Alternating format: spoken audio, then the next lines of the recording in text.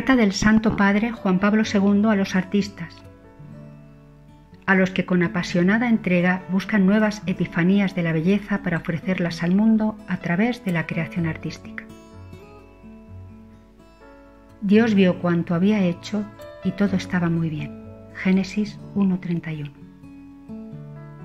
El artista, imagen de Dios creador. Nadie mejor que vosotros, artistas geniales, constructores de belleza, puede intuir algo del patos con el que Dios, en el alba de la creación, contempló la obra de sus manos.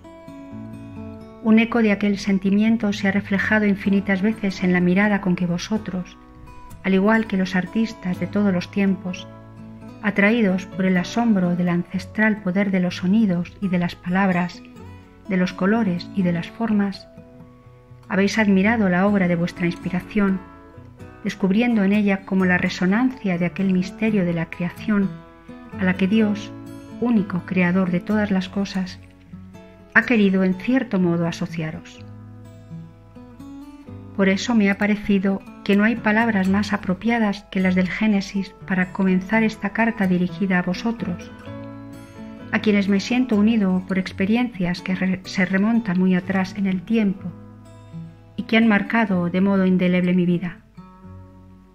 Con este texto quiero situarme en el camino del fecundo diálogo de la Iglesia con los artistas, que en 2000 años de historia no se ha interrumpido nunca, y que se presenta también rico de perspectivas de futuro en el umbral del tercer milenio. En realidad se trata de un diálogo no solamente motivado por circunstancias históricas o por razones funcionales, sino basado en la esencia misma tanto de la experiencia religiosa como de la creación artística. La página inicial de la Biblia nos presenta a Dios casi como el modelo ejemplar de cada persona que produce una obra. En el hombre artífice se refleja su imagen de creador. Esta relación se pone en evidencia en la lengua polaca gracias al parecido en el léxico entre las palabras stwórca, creador, y twórca, artífice. ¿Cuál es la diferencia entre creador y artífice? El que crea da el ser mismo, saca alguna cosa de la nada, y esto, en sentido estricto, es el modo de proceder exclusivo del Omnipotente.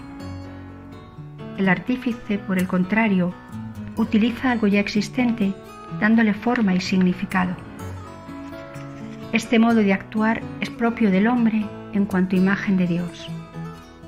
En efecto, después de haber dicho que Dios creó el hombre y la mujer a imagen suya, la Biblia añade que les confió la tarea de dominar la tierra.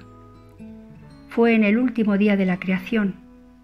En los días precedentes, como marcando el ritmo de la evolución cósmica, el Señor había creado el universo. Al final creó al hombre, el fruto más noble de su proyecto, al cual sometió el mundo visible como un inmenso campo donde expresar su capacidad creadora. Así pues, Dios ha llamado al hombre a la existencia, transmitiéndole la tarea de ser artífice.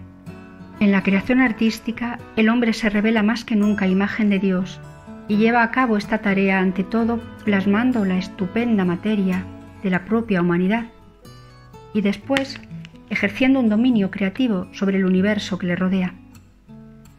El artista divino, con admirable condescendencia, transmite al artista humano un destello de su sabiduría trascendente, llamándolo a compartir su potencia creadora.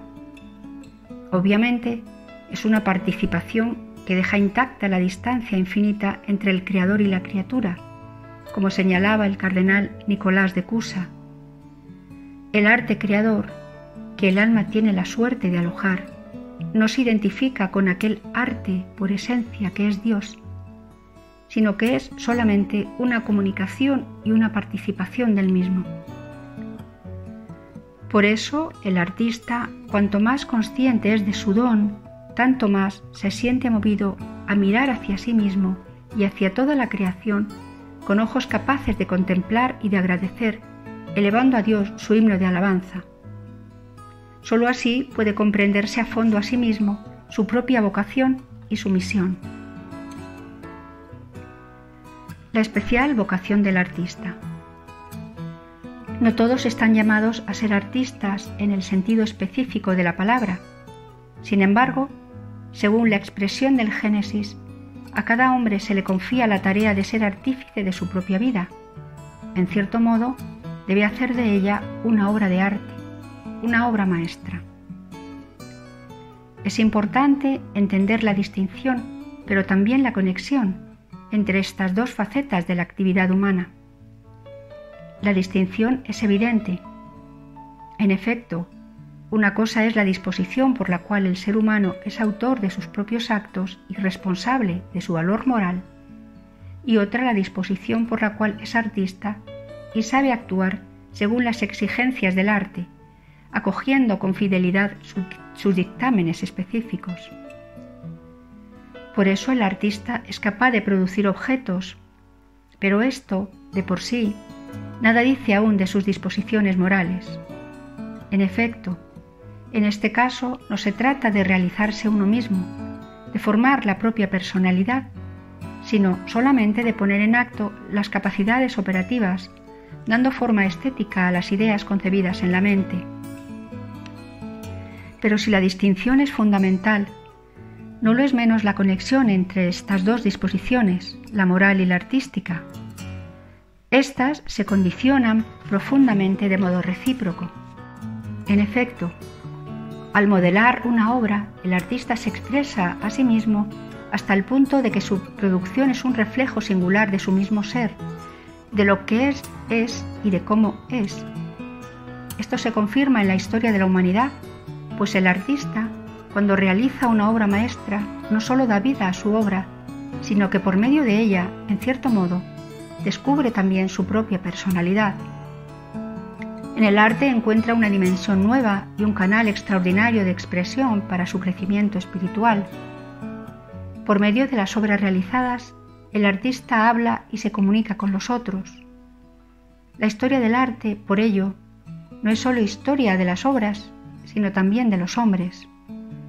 Las obras de arte hablan de sus autores, introducen en el conocimiento de su intimidad y revelan la original construcción que ofrecen a la historia de la cultura. La vocación artística al servicio de la belleza. Escribe un conocido poeta polaco, Cyprian Norwid: la belleza sirve para entusiasmar en el trabajo para resurgir. El tema de la belleza es propio de una reflexión sobre el arte. Ya se ha visto cuando he recordado la mirada complacida de Dios ante la creación. Al notar que lo que había creado era bueno, Dios vio también que era bello. La relación entre bueno y bello suscita sugestivas reflexiones. La belleza es, en un cierto sentido, la expresión visible del bien, así como el bien es la condición metafísica de la belleza. Lo habían comprendido acertadamente los griegos que, uniendo los dos conceptos, acuñaron una palabra que comprende a ambos: kalokagatia, es decir, belleza, bondad. A este respecto escribe Platón: la potencia del bien se ha refugiado en la naturaleza de lo bello. El modo en que el hombre establece la propia relación con el ser, con la verdad y con el bien, es viviendo y trabajando. El artista vive una relación peculiar con la belleza. En un sentido muy real, puede decirse que la belleza es la vocación a la que el Creador le llama con el don del talento artístico. Y ciertamente, también este es un talento que hay que desarrollar según la lógica de la parábola evangélica de los talentos. Entramos aquí en un punto esencial. Quien percibe en sí mismo esta especie de destello divino que es la vocación artística, de poeta, escritor, pintor, escultor, arquitecto, músico, actor, etc., advierte al mismo tiempo la obligación de no malgastar ese talento, sino de desarrollarlo para ponerlo al servicio del prójimo y de toda la humanidad. El artista y el bien común. La sociedad en efecto, tiene necesidad de artistas, del mismo modo que tiene necesidad de científicos, técnicos, trabajadores, profesionales, así como de testigos de la fe, maestros, padres y madres que garanticen el crecimiento de la persona y el desarrollo de la comunidad por medio de este arte eminente que es el arte de educar. En el amplio panorama cultural de cada nación, los artistas tienen su propio lugar, precisamente porque obedecen a su inspiración en la realización de obras verdaderamente válidas y bellas. No solo enriquecen el patrimonio cultural de cada nación y de toda la humanidad, sino que prestan un servicio social cualificado en beneficio del bien común. La diferente vocación de cada artista, a la vez que determina el ámbito de su servicio, indica las tareas que debe asumir, el duro trabajo al que debe someterse y la responsabilidad que debe afrontar.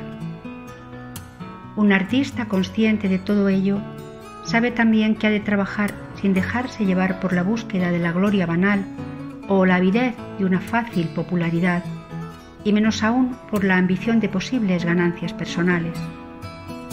Existe, pues, una ética, o más bien una espiritualidad del servicio artístico que de un modo propio contribuye a la vida y al renacimiento de un pueblo. Precisamente a esto parece querer aludir Cyprian Norwid cuando afirma: la belleza sirve para entusiasmar en el trabajo sirve para resurgir. El arte ante el misterio del Verbo encarnado. La ley del Antiguo Testamento presenta una prohibición explícita de representar a Dios, invisible e inexpresable, con la ayuda de una imagen esculpida o de metal fundido, porque Dios trasciende toda representación material. Yo soy el que soy. Éxodo 3:14. Sin embargo, en el misterio de la Encarnación, el Hijo de Dios en persona se ha hecho visible. Al llegar la plenitud de los tiempos, Dios envió a su Hijo, nacido de mujer. Dios se hizo hombre en Jesucristo, el cual ha pasado a ser así el punto de referencia para comprender el enigma de la existencia humana, del mundo creado y de Dios mismo. Esta manifestación fundamental del Dios misterio aparece como animación y desafío para los cristianos incluso en el plano de la creación artística. De ello se deriva un desarrollo de la belleza que ha encontrado su savia precisamente en el misterio de la Encarnación. En efecto, el Hijo de Dios, al hacerse hombre, ha introducido en la historia de la humanidad toda la riqueza evangélica de la verdad y del bien, y con ella ha manifestado también una nueva dimensión de la belleza, de la cual el mensaje evangélico está repleto. La Sagrada Escritura se ha convertido así en una especie de inmenso vocabulario y de atlas iconográfico del que se han nutrido la cultura y el arte cristianos. El mismo Antiguo Testamento, interpretado a la luz del Nuevo, ha dado lugar a inagotables filones de inspiración. A partir de las narraciones de la creación, del pecado, del diluvio, del ciclo de los patriarcas, de los acontecimientos del Éxodo, hasta tantos otros episodios y personajes de la historia de la salvación, el texto bíblico ha inspirado la imaginación de pintores, poetas, músicos, autores de teatro y de cine. Una figura como la de Job, por citar solo un ejemplo, con su desgarradora y siempre actual problemática del dolor, continúa suscitando también el interés filosófico, literario y artístico. ¿Y qué decir del Nuevo Testamento? Desde la Navidad al Gólgota, desde la Transfiguración a la Resurrección, desde los milagros a las enseñanzas de Cristo, llegando hasta los acontecimientos narrados en los Hechos de los Apóstoles o los descritos por el Apocalipsis en clave escatológica, la palabra bíblica se ha hecho innumerables veces imagen, música o poesía, evocando con el lenguaje del arte el misterio del Verbo hecho carne. Todo ello constituye un vasto capítulo de fe y belleza en la historia de la cultura, del que se han beneficiado especialmente los creyentes en su experiencia de oración y de vida. Para muchos de ellos, en épocas de escasa alfabetización, las expresiones figurativas de la Biblia representaron incluso una concreta mediación catequética. Pero para todos, creyentes o no, las obras inspiradas en la Escritura son un reflejo del misterio insondable que rodea y está presente en el mundo. Alianza fecunda entre Evangelio y arte. La auténtica intuición artística va más allá de lo que perciben los sentidos y, penetrando la realidad, intenta interpretar su misterio escondido. Dicha intuición brota de lo más íntimo del alma humana, allí donde la inspiración a dar sentido a la propia vida se ve acompañada por la percepción fugaz de la belleza y de la unidad misteriosa de las cosas.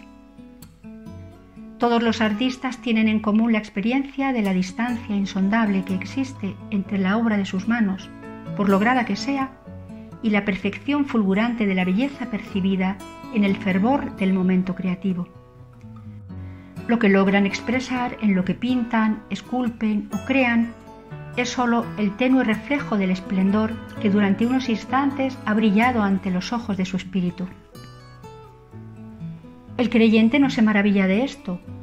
Sabe que por un momento se ha asomado al abismo de luz que tiene su fuente originaria en Dios.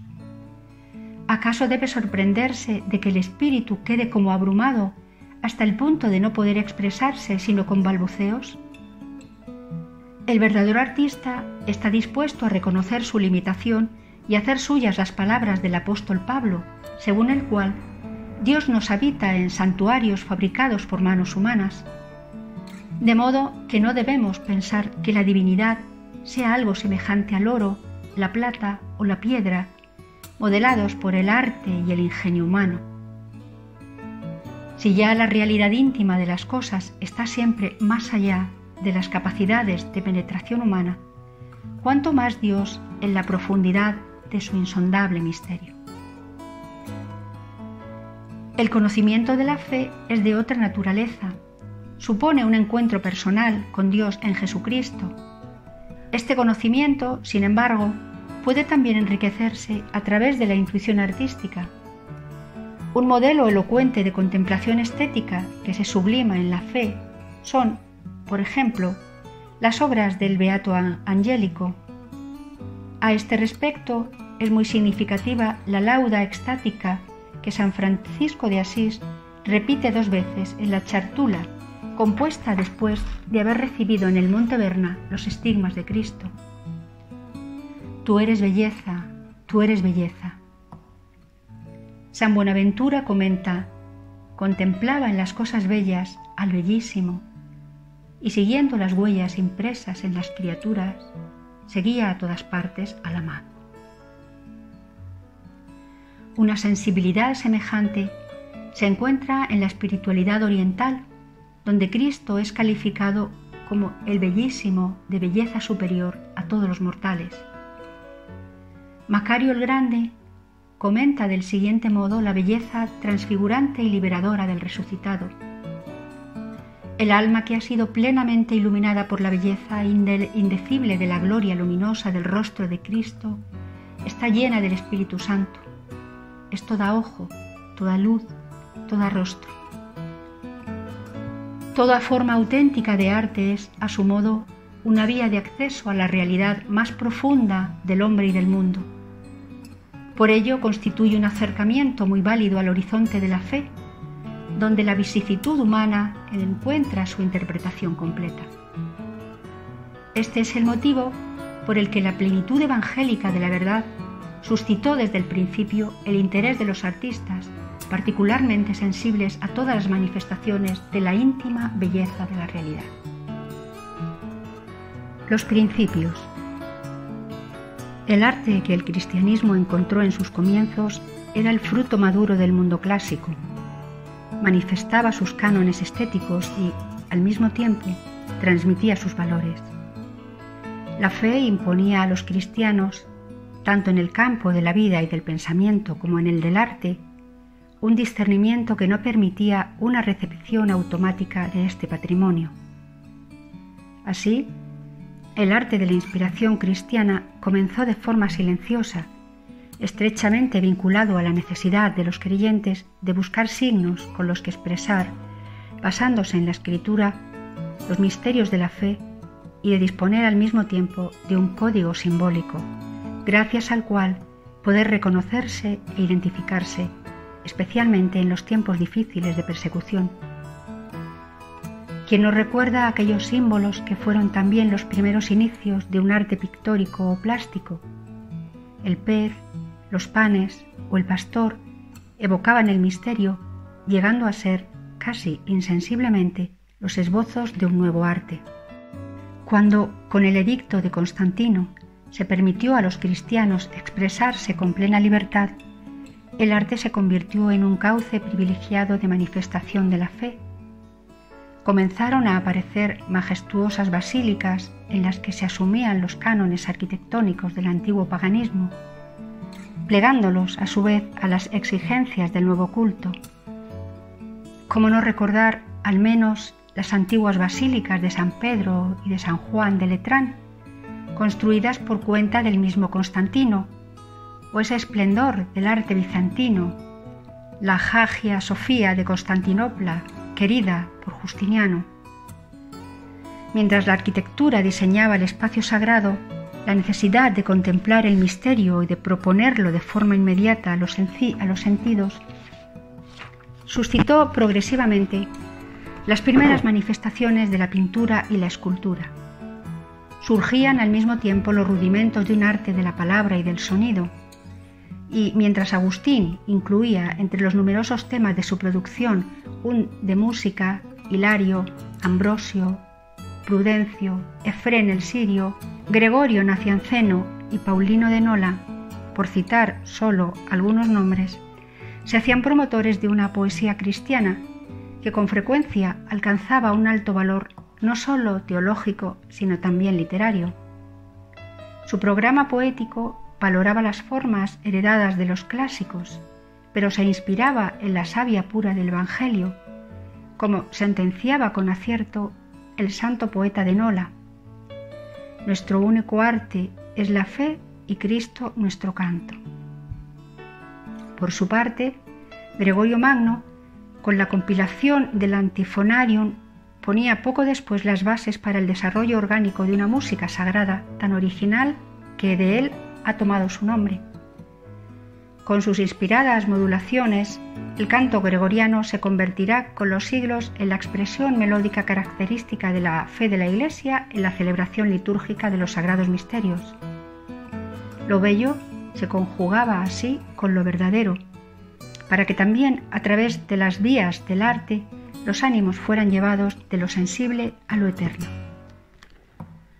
En este itinerario no faltaron momentos difíciles. Precisamente la antigüedad conoció una áspera controversia sobre la representación del misterio cristiano, que ha pasado a la historia con el nombre de lucha iconoclasta. Las imágenes sagradas, muy difundidas en la devoción del pueblo de Dios, fueron objeto de una violenta contestación. El concilio celebrado en Nicea en el año 787, que estableció la licitud de las imágenes y de su culto, fue un acontecimiento histórico no solo para la fe, sino también para la cultura misma. El argumento decisivo que invocaron los obispos para dirimir la discusión fue el misterio de la encarnación. Si el Hijo de Dios ha entrado en el mundo de las realidades visibles, tendiendo un puente con su humanidad entre lo visible y lo invisible, de forma análoga, se puede pensar que una representación del misterio pueda ser usada en la lógica del signo, como evocación sensible del misterio. El icono no se venera por sí mismo, sino que lleva al sujeto representado. La Edad Media. Los siglos posteriores fueron testigos de un gran desarrollo del arte cristiano. En Oriente continuó floreciendo el arte de los iconos, vinculado a significativos cánones teológicos y estéticos, y apoyado en la convicción de que, en cierto sentido, el icono es un sacramento. En efecto, de forma análoga a lo que sucede en los sacramentos, hace presente el misterio de la encarnación en uno u otro de sus aspectos.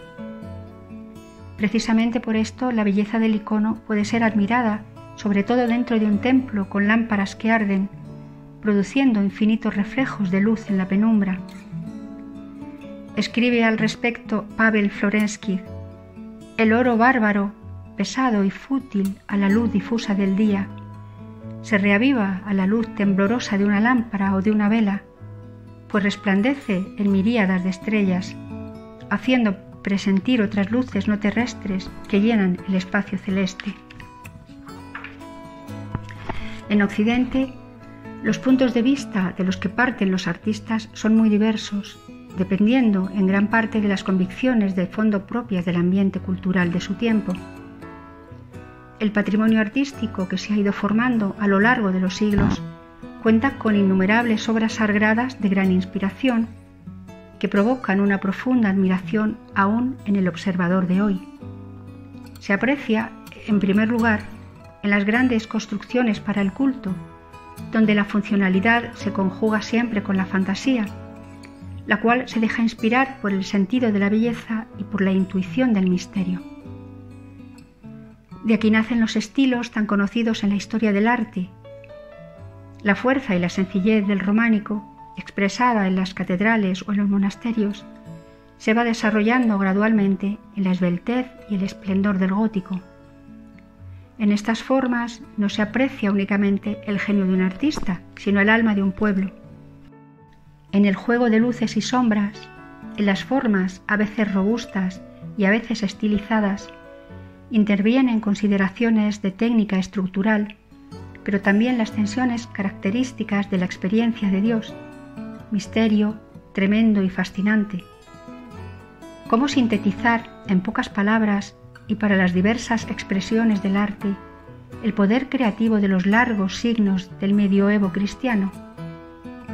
Una entera cultura, aunque siempre con las limitaciones propias de todo lo humano, se impregnó del Evangelio, y cuando el pensamiento teológico producía la Suma de Santo Tomás, el arte de las iglesias doblegaba la materia a la adoración del misterio, a la vez que un gran poeta como Dante podía componer el poema sacro en el que han dejado su huella el cielo y la tierra, como él mismo llamaba a la Divina Comedia.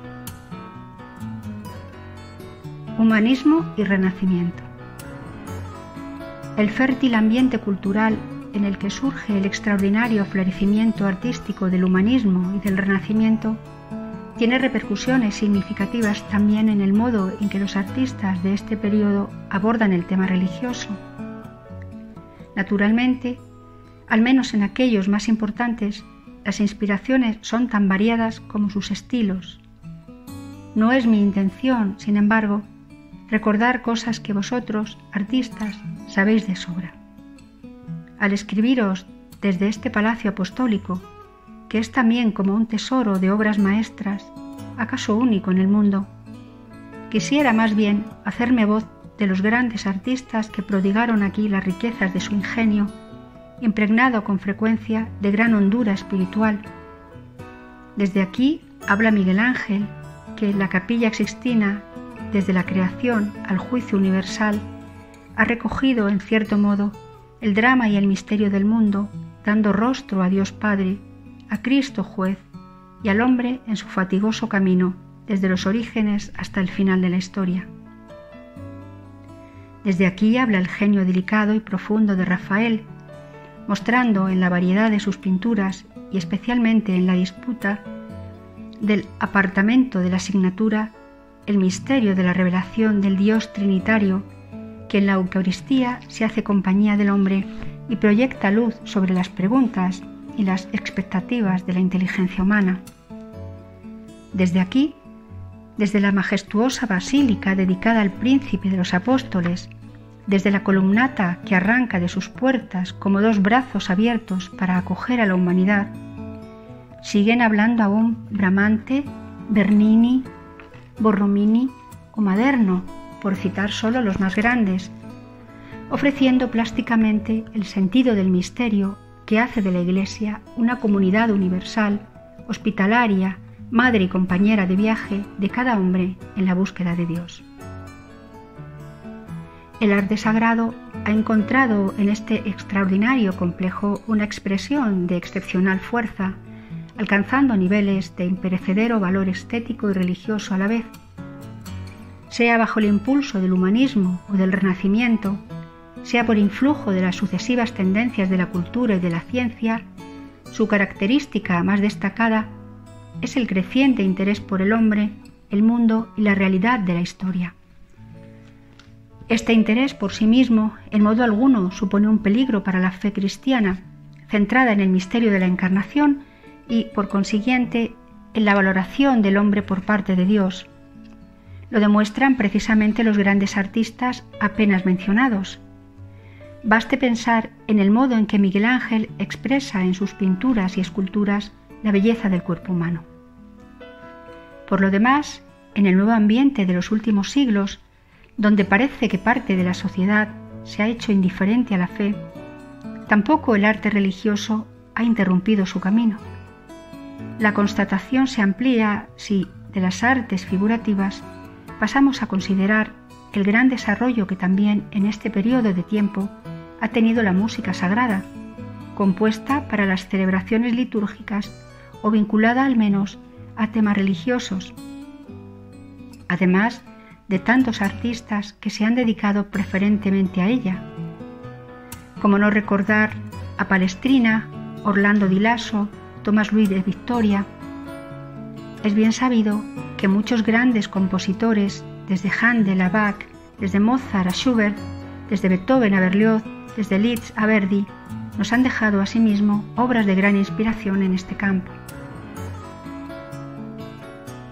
Hacia un diálogo renovado. Es cierto, sin embargo, que en la Edad Moderna, junto a este humanismo cristiano que ha seguido produciendo significativas obras de cultura y arte, se ha ido también afirmando progresivamente una forma de humanismo caracterizado por la ausencia de Dios y con frecuencia por la oposición a Él. Este clima ha llevado a veces a una cierta separación entre el mundo del arte y el de la fe, al menos en el sentido de un menor interés en muchos artistas por los temas religiosos. Vosotros sabéis que, a pesar de ello, la Iglesia ha seguido alimentando un gran aprecio por el valor del arte como tal. En efecto, el arte, incluso más allá de sus expresiones más típicamente religiosas, cuando es auténtico, tiene una íntima afinidad con el mundo de la fe, de modo que, hasta en las condiciones de mayor desapego de la cultura respecto a la Iglesia, precisamente el arte continúa siendo una especie de puente tendido hacia la experiencia religiosa. En cuanto a búsqueda de la belleza, fruto de una imaginación que va más allá de lo cotidiano, es por su naturaleza una especie de llamada al misterio, incluso cuando escudriña las profundidades más oscuras del alma o los aspectos más desconcertantes del mal. El artista se hace de algún modo voz de la expectativa universal de redención. Se comprende así el especial interés de la Iglesia por el diálogo con el arte y su deseo de que en nuestro tiempo se realice una nueva alianza con los artistas, como auspiciaba mi venerado predecesor Pablo VI en su vibrante discurso dirigido a los artistas durante el singular encuentro en la Capilla Sixtina el 7 de mayo de 1964. La Iglesia espera que de esta colaboración surja una renovada epifanía de belleza para nuestro tiempo, así como respuestas adecuadas a las exigencias propias de la comunidad cristiana. En el espíritu del Concilio Vaticano II. El Concilio Vaticano II ha puesto las bases de una renovada relación entre la Iglesia y la cultura, que tiene inmediatas repercusiones también en el mundo del arte.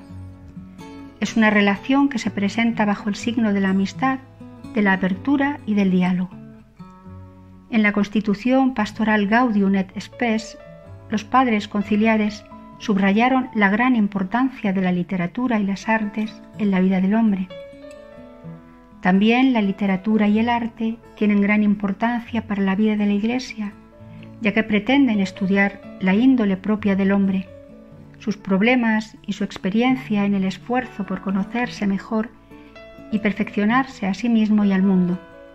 Se afanan por descubrir su situación en la historia y en el universo, por iluminar las miserias y los gozos, las necesidades y las capacidades de los hombres y por diseñar un mejor destino para el hombre.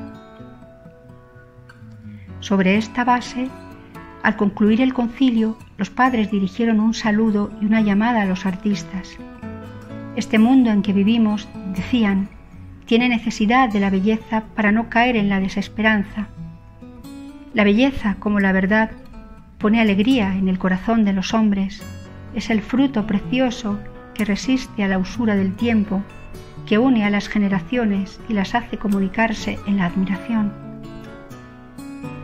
Precisamente en este espíritu de estima profunda por la belleza, la Constitución Sacrosanctum Concilium sobre la Sagrada Liturgia había recordado la histórica amistad de la Iglesia con el arte y, hablando más específicamente del arte sacro, cumbre del arte religioso, no dudó en considerar noble misterio a la actividad de los artistas cuando sus obras son capaces de reflejar de algún modo la infinita belleza de Dios y de dirigir el pensamiento de los hombres hacia Él. También por su aportación se manifiesta mejor el conocimiento de Dios y la predicación evangélica se hace más transparente a la inteligencia humana. A la luz de esto, no debe sorprender la afirmación de P. Marie-Dominique Chenu, según la cual el historiador de la teología haría un trabajo incompleto si no reservara la debida atención a las realizaciones artísticas, tanto literarias como plásticas, que a su manera no son solamente ilustraciones estéticas, sino verdaderos lugares teológicos. La Iglesia tiene necesidad de arte. Para transmitir el mensaje que Cristo le ha confiado, la Iglesia tiene necesidad del arte. En efecto, debe hacer perceptible, más aún, fascinante en lo posible, el mundo del espíritu, de lo invisible, de Dios. Debe, por tanto, acuñar en fórmulas significativas lo que en sí mismo es inefable. Ahora bien, el arte posee esa capacidad peculiar de reflejar uno u otro aspecto del mensaje, traduciéndolo en colores, formas o sonidos que ayudan a la intuición de quien contempla o escucha. Todo esto sin privar al mensaje mismo de su valor trascendente y de su halo de misterio. La Iglesia necesita, en particular, de aquellos que sepan realizar todo esto en el ámbito literario y figurativo, sirviéndose de las infinitas posibilidades de las imágenes y de sus connotaciones simbólicas. Cristo mismo ha utilizado abundantemente las imágenes en su predicación, en plena coherencia con la decisión de ser Él mismo, en la encarnación, icono del Dios invisible. La Iglesia necesita también de los músicos. Cuántas piezas sacras ha compuesto a lo largo de los siglos personas profundamente imbuidas del sentido del misterio. Innumerables creyentes han alimentado su fe con las melodías surgidas del corazón de otros creyentes que han pasado a formar parte de la liturgia o que, al menos, son de gran ayuda para el decoro de su celebración. En el canto, la fe se experimenta como exuberancia de alegría, de amor, de confiada espera en la intervención salvífica de Dios. La Iglesia tiene necesidad de arquitectos porque requiere lugares para reunir al pueblo cristiano y celebrar los misterios de la salvación. Tras las terribles destrucciones de la última guerra mundial y la expansión de las metrópolis, muchos arquitectos de la nueva generación se han fraguado teniendo en cuenta las exigencias del culto cristiano, confirmando así la capacidad de inspiración que el tema religioso posee, incluso por lo que se refiere a los criterios arquitectónicos de nuestro tiempo.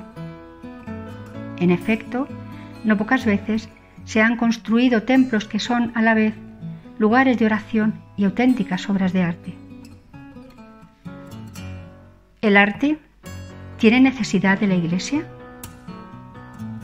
La Iglesia, pues, tiene necesidad del arte, pero ¿se puede decir también que el arte necesita a la Iglesia? La pregunta puede parecer provocadora, En realidad, si se entiende de manera apropiada, tiene una motivación legítima y profunda. El artista busca siempre el sentido recóndito de las cosas y su ansia es conseguir expresar el mundo de lo inefable. ¿Cómo ignorar, pues, la gran inspiración que le puede venir de esta especie de patria del alma que es la religión? ¿No es acaso en el ámbito religioso donde se plantean las más importantes preguntas personales y se buscan las respuestas existenciales definitivas? De hecho, los temas religiosos son de los más tratados por los artistas de todas las épocas. La Iglesia ha recurrido a su capacidad creativa para interpretar el mensaje evangélico y su aplicación concreta en la vida de la comunidad cristiana. Esta colaboración ha dado lugar a un mutuo enriquecimiento espiritual. En definitiva, ha salido beneficiada la comprensión del hombre, de su imagen auténtica, de su verdad. Se ha puesto de relieve también una peculiar relación entre el arte y la revelación cristiana. Esto no quiere decir que el genio humano no haya sido incentivado también por otros contextos religiosos. Baste recordar el arte antiguo, especialmente griego y romano, o el todavía floreciente de las antiquísimas civilizaciones de Oriente. Sin embargo, sigue siendo verdad que el cristianismo, en virtud del dogma central de la encarnación del Verbo de Dios, ofrece al artista un horizonte particularmente rico de motivos de inspiración. ¿Cómo se empobrecería el arte si se abandonara el filón inagotable del Evangelio? Llamada a los artistas. Con esta carta me dirijo a vosotros, artistas del mundo entero, para confirmaros mi estima y para contribuir a reanudar una más provechosa cooperación entre el arte y la Iglesia. La mía es una invitación a redescubrir la profundidad de la dimensión espiritual y religiosa que ha caracterizado el arte en todos los tiempos, en sus más nobles y formas expresivas. En este sentido, os dirijo una llamada a vosotros, artistas de la palabra escrita y oral, del teatro y de la música, de las artes plásticas y de las más modernas tecnologías de la comunicación. Hago una llamada especial a los artistas cristianos. Quiero recordar a cada uno de vosotros que la alianza establecida desde siempre entre el Evangelio y el arte, más allá de las exigencias funcionales, implica la invitación a adentrarse con intuición creativa en el misterio del Dios encarnado y, al mismo tiempo, en el misterio del hombre. Todo ser humano es, en cierto sentido, un desconocido para sí mismo. Jesucristo no solamente revela a Dios, sino que manifiesta plenamente el hombre al propio hombre. En Cristo, Dios ha reconciliado consigo al mundo. Todos los creyentes están llamados a dar testimonio de ello, pero os toca a vosotros, hombres y mujeres que habéis dedicado vuestra vida al arte, decir con la riqueza de vuestra genialidad que en Cristo el mundo ha sido redimido. Redimido el hombre, redimido el cuerpo humano, redimida la creación entera, de la cual San Pablo ha escrito que espera ansiosa la revelación de los hijos de Dios. Espera la revelación de los hijos de Dios también mediante el arte y en el arte. Esta es vuestra misión. En contacto con las obras de arte, la humanidad de todos los tiempos, también la de hoy, espera ser iluminada sobre el propio rumbo y el propio destino. Espíritu creador e inspiración artística. En la Iglesia resuena con frecuencia la invocación al Espíritu Santo. Veni, Creator Spiritus. Ven, Espíritu Creador. Visita a las almas de tus fieles y llena de la divina gracia los corazones que tú mismo creaste. El Espíritu Santo, el soplo, es aquel al que se refiere el libro del Génesis. La tierra era caos y confusión y oscuridad por encima del abismo, y un viento de Dios aleteaba por encima de las aguas. Hay una gran afinidad entre las palabras soplo, expiración e inspiración. el espíritu es el misterioso artista del universo. En la perspectiva del tercer milenio, quisiera que todos los artistas reciban abundantemente el don de las inspiraciones creativas de las que surge toda auténtica obra de arte. Queridos artistas, sabéis muy bien que hay muchos estímulos interiores y exteriores que pueden inspirar vuestro talento. No obstante, en toda inspiración auténtica hay una cierta vibración de aquel soplo con el que el espíritu creador impregnaba desde el principio la obra de la creación. Presidiendo sobre las misteriosas leyes que gobiernan el universo, el soplo divino del espíritu creador se encuentra con el genio del hombre, impulsando su capacidad creativa. Lo alcanza con una especie de iluminación interior que une al mismo tiempo la tendencia al bien y a lo bello, despertando en él las energías de la mente y del corazón y haciéndolo así apto para concebir la idea y darle forma en la obra de arte. Se habla justamente entonces, si bien de manera análoga, de momentos de gracia, porque el ser humano es capaz de tener una cierta experiencia del absoluto que le trasciende. La belleza que salva. Ya en los umbrales del tercer milenio, deseo a todos vosotros, queridos artistas, que os lleguen con particular intensidad estas inspiraciones creativas, que la belleza que transmitáis a las generaciones del mañana provoque asombro en ellas, ante la sacralidad de la vida y del ser humano, ante las maravillas del universo. La única actitud apropiada es el asombro. De esto, desde el asombro, podrá surgir aquel entusiasmo del que habla Norwood en el poema al que me refería al comienzo. Los hombres de hoy y de mañana tienen necesidad de este entusiasmo para afrontar y superar los desafíos cruciales que se avistan en el horizonte. Gracias a él, la humanidad, después de cada momento de extravío, podrá ponerse en pie y reanudar su camino. Precisamente en este sentido se ha dicho con profunda intuición que la belleza salvará al mundo. La belleza es clave del misterio y llamada a lo trascendente. Es una invitación a gustar la vida y a soñar el futuro. Por eso la belleza de las cosas creadas no puede saciar del todo y suscita esa arcana nostalgia de Dios que un enamorado de la belleza como San Agustín ha sabido interpretar de manera inigualable.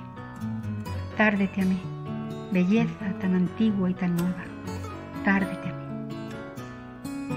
Os deseo, artistas del mundo, que vuestros múltiples caminos conduzcan a todos hacia aquel océano infinito de belleza en el que el asombro se convierte en admiración, embriaguez, gozo indecible. Que el misterio de Cristo resucitado, con cuya contemplación exulta en estos días la Iglesia, os inspire y oriente. Que os acompañe la Santísima Virgen, la Tota Pulcra, que innumerables artistas han plasmado y que el gran Dante contempla en el fulgor del paraíso como belleza que alegraba los ojos de todos los otros santos. Surge del caos el mundo del espíritu. Las palabras que Adam Mickiewicz escribía en un momento de gran prueba para la patria polaca me sugieren un auspicio para vosotros. Que vuestro arte contribuya a la consolidación de una auténtica belleza que, casi como un destello del Espíritu de Dios, transfigure la materia, abriendo las almas al sentido de lo eterno. Con mis mejores deseos. Vaticano, 4 de abril de 1999.